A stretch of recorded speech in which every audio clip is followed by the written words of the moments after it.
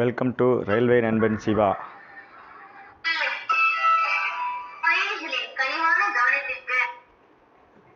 வணக்கம் நண்பர்களே. ரீசெண்டாக பார்த்தீங்கன்னா ஆர்ஆர்பி டெக்னீஷியன் நோட்டிஃபிகேஷன் வெளியிட்டிருந்தாங்க. அதில் 2 விதமான போஸ்ட்டுக்கு நோட்டிஃபிகேஷன் வந்துருந்துச்சு. டெக்னீஷியன் கிரேடு 1 சிக்னலுக்கும் டெக்னீஷியன் கிரேடு 3ல் நிறைய டிபார்ட்மெண்ட்டுக்கும் இருந்தாங்க. இதில் நிறைய பேருக்கு என்ன டவுட் அப்படின்னா, யார் எந்தெந்த போஸ்ட்டுக்கு எலிஜிபிள், நான் எலிஜிபிளா அப்படிங்கிறத பற்றி கேட்டிருந்தாங்க. நிறைய பேர் நோட்டிஃபிகேஷன் வீடியோ அப்ளை எப்படி பண்ணுறதுங்கிற வீடியோ போட்டிருந்தேன். அந்த வீடியோவில் நிறைய பேர் கமெண்ட்ஸ் பண்ணியிருந்தாங்க. சார் இந்த மாதிரி நான் ட்ரிபிள் டிபார்ட்மெண்ட்டு நான் எலிஜிபிளா, சார் நான் மெக்கானிக்கல் டிபார்ட்மெண்ட் நான் எலிஜிபிளா, சார் நான் இசி டிபார்ட்மெண்ட் எலிஜிபிளா, நான் ஐடிஐயில் இந்த ட்ரேடு முடிச்சிருக்கேன் எலிஜிபிளா அப்படின்னு நிறைய பேர் கொஸ்டின் கேட்டிருந்தீங்க. வாங்க அந்த கொஸ்டினுக்குள்ளே உங்கள் சந்தேகங்களுக்குள்ள அனைத்து பதில்களும் இந்த ஒரே வீடியோவில் இருக்குது. வீடியோ ஸ்கிப் பண்ணாமல் பார்த்தீங்கன்னா உங்களுக்கு உங்களுடைய கேள்விக்கான பதில்கள் இதில் கண்டிப்பாக இருக்கும். வாங்க ஃப்ரெண்ட்ஸ், இதுக்கு ஃபுல் நோட்டிஃபிகேஷன் வீடியோஸ் நான் ஆல்ரெடி போட்டிருக்கேன். டீட்டெயில் நோட்டிஃபிகேஷன் பார்க்காதவங்க பார்த்துக்கோங்க.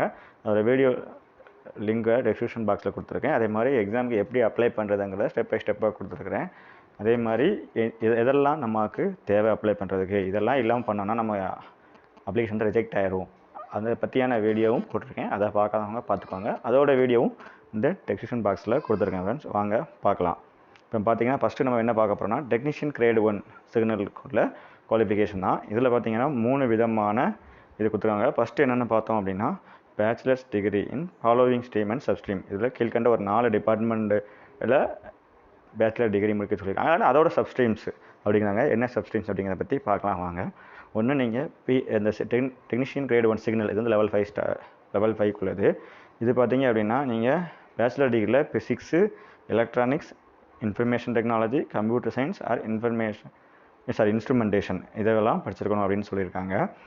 இப்போது எலக்ட்ரானிக்ஸ், பிஎஸ்சி எலக்ட்ரானிக்ஸ்ன்னு இருக்குது. நான் எதுக்கு எலிஜிபிள்? இப்போ பிஎஸ்சி கம்ப்யூட்டர் சயின்ஸ்ன்னு இருக்குது. சார் நான் பிசிஏ முடிச்சிருக்கேன், பேச்சுலர் ஆஃப் கம்ப்யூட்டர் அப்ளிகேஷன்ஸ் முடிச்சிருக்கேன், நான் எலிஜிபிள்னா அப்படின்னா கண்டிப்பாக நீங்கள் eligible. Bachelor of computer application முடித்தவங்களும் நீங்கள் இந்த கம்ப்யூட்டர் சயின்ஸோட சப்ஸ்ட்ரீம்ஸில் வருவீங்க ஃப்ரெண்ட்ஸ்.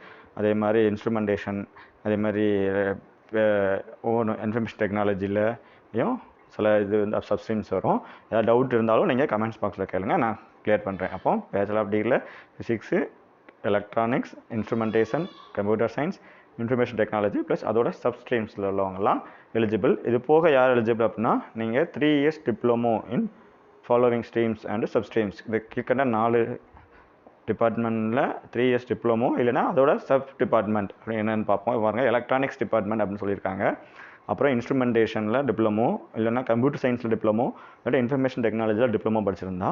அதுபோக சார் நான் ட்ரிப்ளமோவில் ட்ரிபிள் முடிச்சிருக்கேன், எலக்ட்ரிக்கல் அண்ட் எலக்ட்ரானிக்ஸ் முடிச்சிருக்கேன் சார் அப்படின்னா கண்டிப்பாக நீங்கள் எலிஜிபிள் தான். ஏன்னா எலக்ட்ரிக்கல் அண்ட் எலக்ட்ரானிக்ஸுங்கிறது one of the substream of electronics சம்மந்தமான ஒரு டிபார்ட்மெண்ட் தான். அதனால் நீங்கள் எலிஜிபிள் தான். அதே மாதிரி கம்ப்யூட்டர் சயின்ஸ் முடிச்சிருக்கேன் சார் அப்படின்னாலும், நீங்கள் ஐடி முடிச்சிருந்தாலும் இன்ஸ்ட்ருமெண்டேஷன் முடிச்சாலும் நீங்கள் எலிஜிபிள் தான். 3 years diploma in following stream, இந்த 4 ப்ளஸ் அதோட சப்ஸ்ட்ரீம். அதுக்கப்புறம் பார்த்தீங்கன்னா, நான் பிஇ முடிச்சிருக்கேன். இன்ஜினியரிங்கில் எந்தெந்த டிபார்ட்மெண்ட்டாக எலிஜிபிள் அப்படின்னு பார்த்தோம் அப்படின்னா, இன்ஜினியரிங்கில் EC electronics, instrumentation, computer science, information technology. அது எலக்ட்ரானிக்ஸில் நீங்கள் இசியாக இருந்தாலும் ட்ரிபிள்இயாக இருந்தாலும் நீங்கள் எலிஜிபிள் தான் ஃப்ரெண்ட்ஸ், பார்த்துக்கோங்க. அதே மாதிரி computer science, BSc computer science, BTech இருந்தாலும் நீங்கள் பிடெக்கில் கம்ப்யூட்டர் சயின்ஸ் முடித்தாலும் பிஇ கம்ப்யூட்டர் சயின்ஸ் முடிச்சிருந்தாலும் நீங்கள் எலிஜிபிள் தான் ஃப்ரெண்ட்ஸ். அதுக்கப்புறம் பார்த்தீங்கன்னா இந்த 3 விதமான குவாலிஃபிகேஷனும் டெக்னீஷியன் கிரேடு 1 சிக்னலுக்குன்னு எலிஜிபிள். இப்போ டெக்னீஷியன் கிரேடு 3க்கு யார் எலிஜிபிள் அப்படின்னு பார்த்தோம் அப்படின்னா, சிக்னல் அண்ட் டெலிகாம் போஸ்ட்டு இருக்குது. அந்த நிறையா போஸ்டிங் இருக்குது. அதில் சிக்னல் டெலிகாம் போஸ்ட்டுக்கு யார் எலிஜிபிள் அப்படின்னு பார்த்தோம் அப்படின்னா, 12th பாஸ் பண்ணியிருந்தால் போதும், நீங்கள் எலிஜிபிள் தான். இந்த சிக்னல் டெலிகாம்ங்கிற வேக்கண்ட்டுக்கு மட்டும் 12th பாஸ் பண்ணால் மட்டும் போதாது. அதில் முக்கியமான நீங்கள் குரூப் எடுத்து படிச்சுக்கணும். First group second group. அதாவது நீங்கள் +2 ஃபிசிக்ஸ், மேக்ஸு ரெண்டுமே சப்ஜெக்டாக படிச்சிருக்கணும். அதாவது நீங்கள் பயாலஜி குரூப்பாக இருந்திருக்கலாம், கம்ப்யூட்டர் சயின்ஸ் குரூப்பாக இருந்திருக்கலாம், உங்களுக்கு ஃபிசிக்ஸ் மேக்ஸ் அதில் இது இருக்கும். அவங்க இந்த சிக்னல் டெலிகாம்ங்கிற வேக்கண்ட்டுக்கு எலிஜிபிள். நம்ம சதன் ரயில்வேக்கு 75 வேக்கண்ட் போட்டிருக்காங்கன்னு நினைக்கிறேன், அவங்க எலிஜிபிள். அது போக மிச்ச கிரேடு 3 போஸ்ட் நிறையா இருக்குது. அதுக்கு யாரெல்லாம் எலிஜிபிள் பண்ணிட்டீங்கன்னா, நீங்கள் 10th முடிச்சிருந்து ஐடிஐ படிச்சிருந்தா நீங்கள் எலிஜிபிள். இல்லை அப்படின்னா 10th முடிச்சுட்டு ரயில்வேயில் அப்பண்டிஸ் பண்ணியிருந்தா, அதாவது சிசிஏ கோஸ்ட் கம்ப்ளீட் ஆக்ட் அப்பண்டிஸ் சொல்லுவோம், அது படிச்சிருந்தால் எலிஜிபிள். இல்லை நீங்கள் ஐடிஐ முடிச்சுட்டு நீங்கள் கோர்ஸ் கம்ப்ளீட் ஆக்ட் அப்பண்டிஸ் முடிச்சிருந்தாலும் ரயில்வேயில் எலிஜிபிள் தான். இந்த ஒவ்வொன்றிலையும் ஒவ்வொரு போஸ்ட்டுக்கு தான் வந்தாப்புல என்னென்ன ட்ரேடில் நீங்கள் ஐடிஐ முடிச்சிருந்தா இல்லை என்னென்ன ட்ரேடில் நீங்கள் அப்ரண்டிஸ் முடிச்சிருந்தா எலிஜிபிள்ங்கிறத ஃபுல் டீட்டெயிலாக நீங்கள் நோட்டிஃபிகேஷனில் பார்த்துக்கலாம்.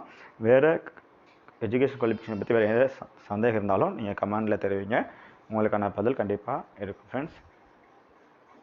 கண்டிப்பாக இதை பார்த்துட்டு அப்ளை பண்ணுங்கள். அப்ளை பண்ணுற வீடியோ எப்படிங்கிறத பற்றி வீடியோ போட்டிருக்கேன், டிஸ்கிரிப்ஷனில் கொடுத்துருக்கேன் ஃப்ரெண்ட்ஸ். நன்றி, வணக்கம்.